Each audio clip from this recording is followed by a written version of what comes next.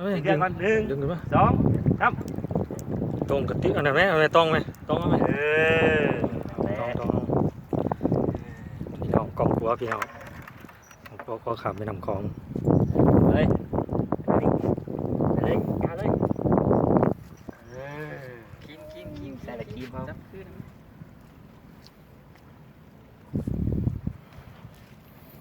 อันนี้แหละปลาครึ่งน้อย เพาะเลย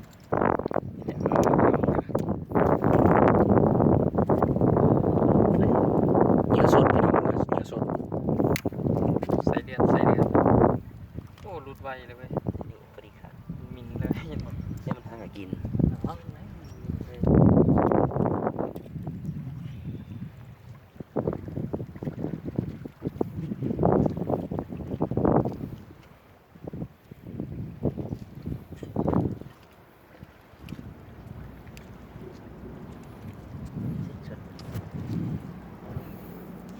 บ้านชุด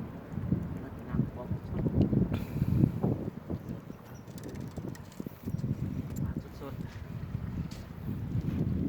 ในกัดชุดเลยจังเลย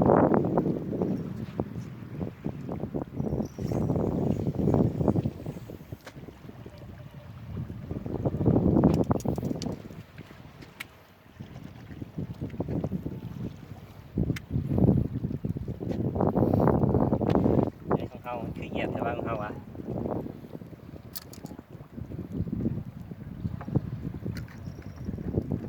เอาบูกันเดียวก็ ๆ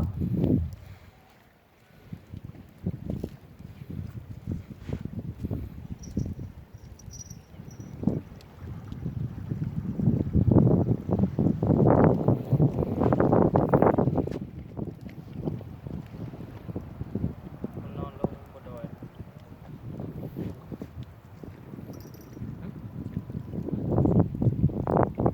ไป มีอาการพี่น้องมีอาการแล้ว โอ้บุญเลย นี่นะครับคันชีฟ้าพี่น้อง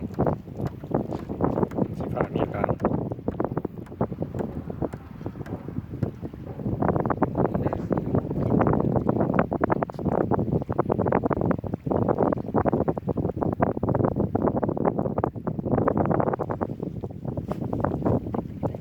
เราบอกคันชีฟ้านะ